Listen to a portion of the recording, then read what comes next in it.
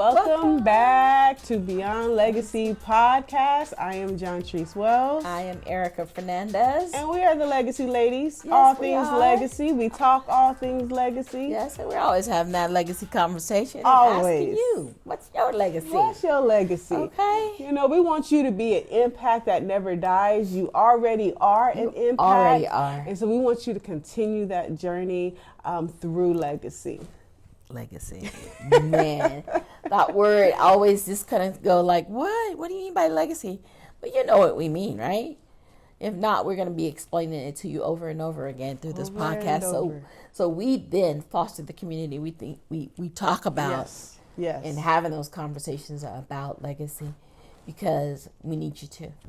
But it is, you know, our vision that we create a global community that is a resource for everybody, right? Through legacy, through impact, through resources, through desires, through goals, through whatever it is that you want to pass down from generation to generation. And we're doing it one episode at a time. Right. And that starts with having intergenerational communication. Yes, ma'am. Right. We have to talk about it. Grandmothers, grandfathers, all of these generations, aunts, uncles, nieces, nephews, brothers, sisters. We have to start talking about legacy to them. Yeah. It's important to them, even though they don't bring it up. Yeah. We're wanting you to give us what you have. Yeah, it is one of those things when we talk about intergenerational communication. It's not only just bringing up the conversation, but it's how we bring up the conversation. It's very how true. we talk about these things. Is it just a death conversation? When I die, this is what I want for my funeral. I hope not. I hope not too. I hope it's a life thriving, giving conversation that we are talking about goals beyond death. You know what I mean? What do I want you to aspire to be? What are you doing? I could just see you doing this, that, or the other.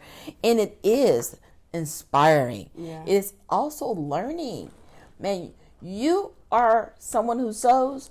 You should be teaching someone your techniques. Yeah. I personally do not sew, but I do have my grandmother's sewing machine from when she was a seamstress.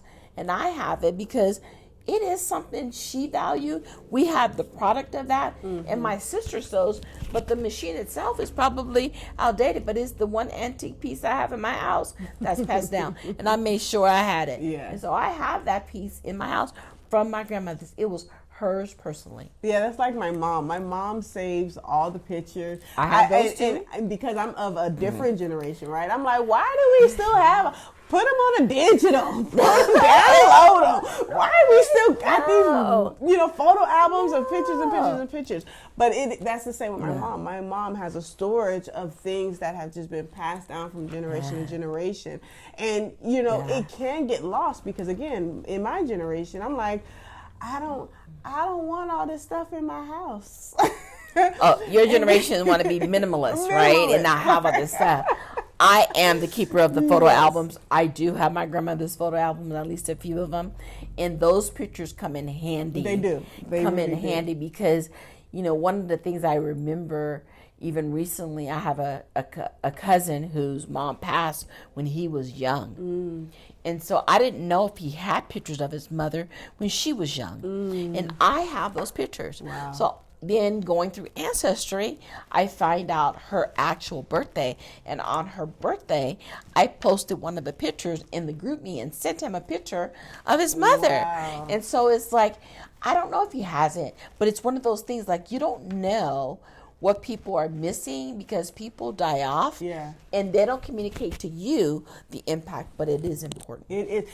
And through this conversation and through developing Beyond Legacy, and one thing that I won't let happen, though, when it comes time for my mom to pass away, I won't let those photo albums just go to the wayside, right? You will grab those, whether I cherish them as much as she did, but I will make sure that they stay preserved and, even probably put them on a digital so you can send them out to the family. And you can do that's an things. opportunity too, is making sure the preservation, and that's probably something that has to be like taught to the mom. that's an option for her. Right. Keeping those preserved in, for instance, whatever is available in today's world, Right. but letting her know that we can actually have access to them in a different medium, so that we can see them more often, rather than they're in a box in the garage somewhere. Right. They're actually on a desk or a CD or whatever it is, that we can, sometimes on the holidays just watch pictures of our grandmother and all those, rolling. and so that you can just put those up and listen to it. So that's part of it, but it requires us to really begin to start actively listening to what the generations are saying to us. We are generations apart, and our kids are generations apart, and we have to listen to them.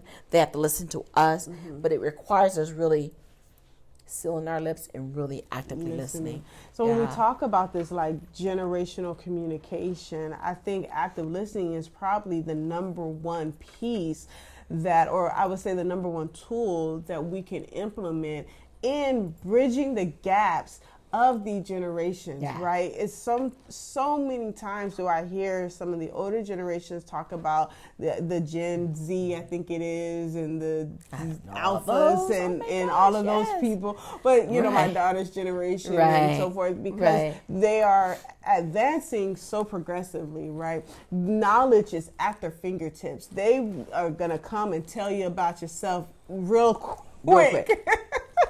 Their filters are off. They don't have no filters or anything like that, right? They're going to be heard, right?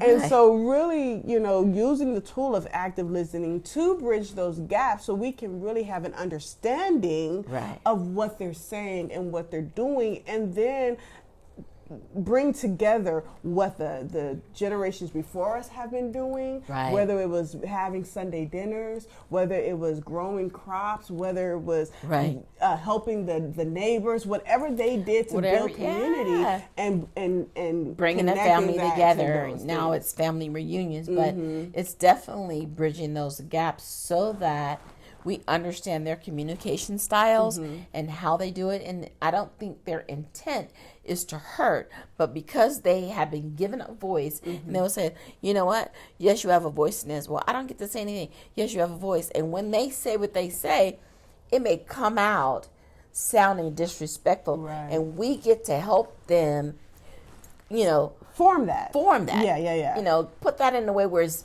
palatable and delivered differently to their grandmother, to another person that's over them, where they don't feel like they can just talk to another adult any way they can. That they can be heard and they can have a say, but there's a way in how we do that.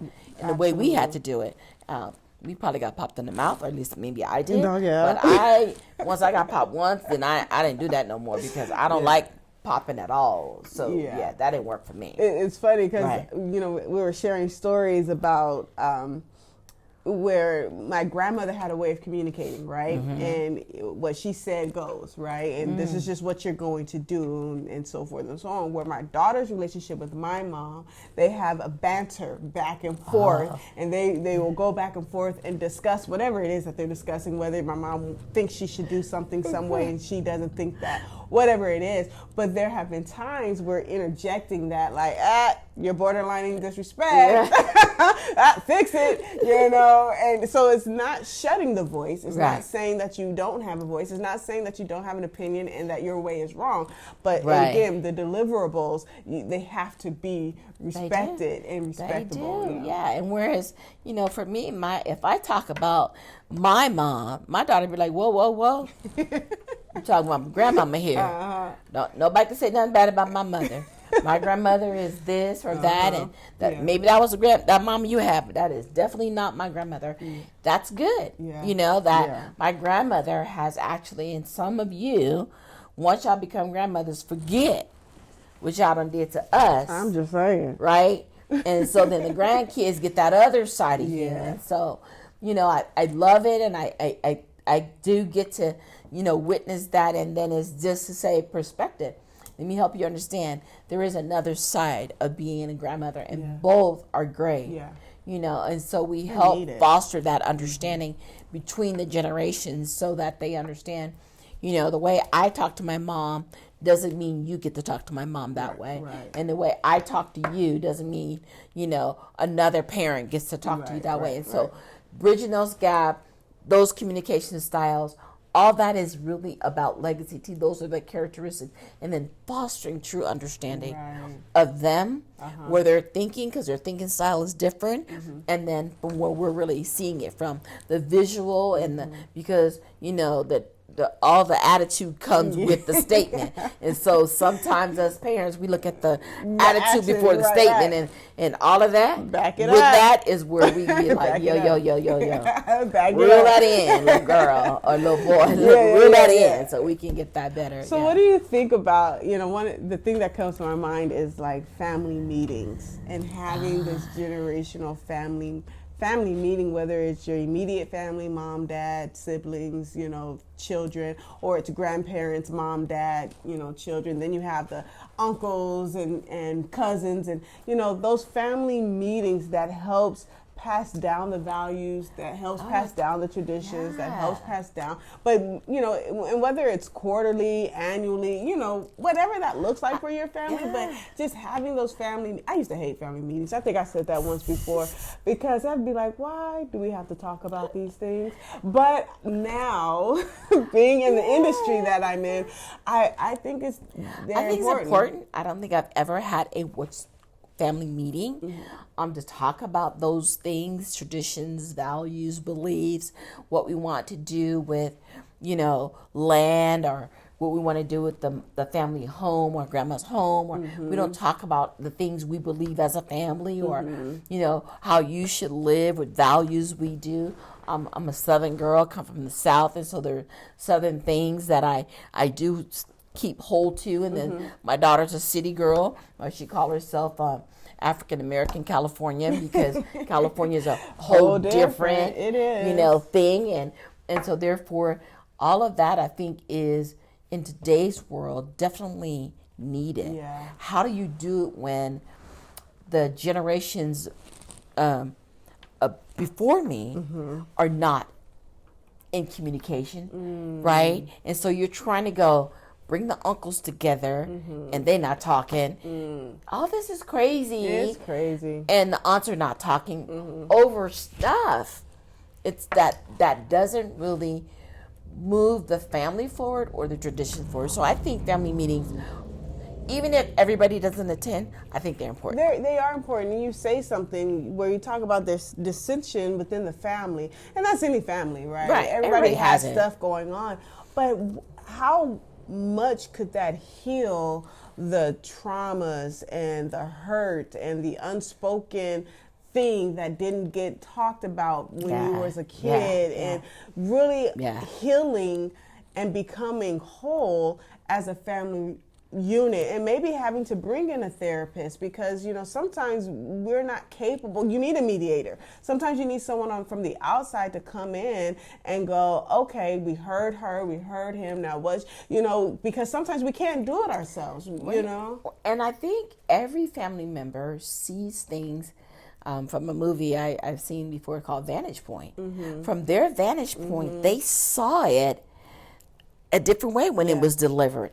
And then from anybody else's vantage point, they will see, they'll get a different perspective. They'll say, oh, I never knew that's why. But when you have these conversations around family, you get to see that's why. And now you can change how you react or how you're behaving, because what you thought they meant or what you thought was understood as a family issue. It's just, for me, it's just healing, right? It's healing that you get to talk about these things, forgive, forget, whatever, and move forward.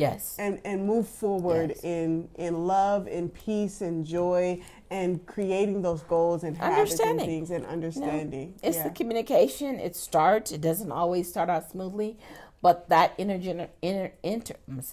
my tongue tied, intergenerational communication is what we're talking about. Yeah. And that's why we need to have it. Yeah. It starts out small, we can branch out, but start someplace and actually begin Right. to deliver the values, the traditions, and the beliefs to the next generation and to your nieces and nephews and the things they like to do and from their perspective and learning all those things. So I think is very important for those Absolutely. things. So yeah. So just some tools, right, to begin this intergenerational communication within your own family, within Yes. your own communities, whether you have older women from your church or from an organization that you're a part of, just beginning to bridge those gaps, right? One is active listening. You know, go into these rooms listening for the key Yes. terms, listening for what they're trying to portray or to say, right? Going, okay, I'm not going to come in with my own ideologies and my own beliefs. I want to hear what the generations are trying to say. Right, and then foster understanding, right? Understand where it's coming from. Understand the history behind what some of these things are being said, taught, and pushed. And then giving freedom for the younger generations to come in and speak and have a voice and to share how they are going to build up the community and build up the family and build up and keep the legacies 'cause going. Those new ideas are good. You know, they're not always bad. It's like you can't just throw the baby out with the bathwater, Nope. right? Some things that the younger generations are doing are a whole lot better than what we could ever think Right. of.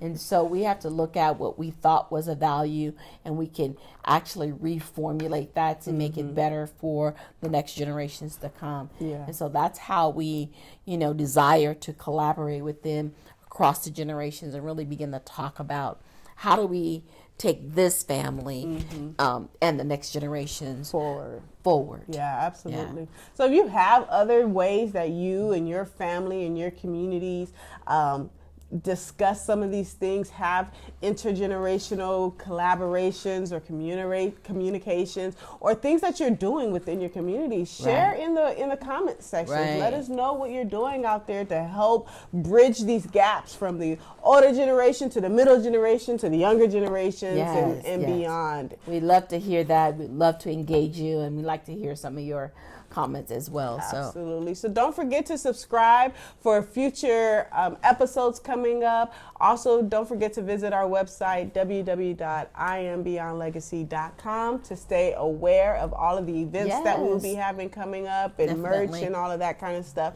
So we look forward to seeing you in our comments and engaging with you. Be blessed.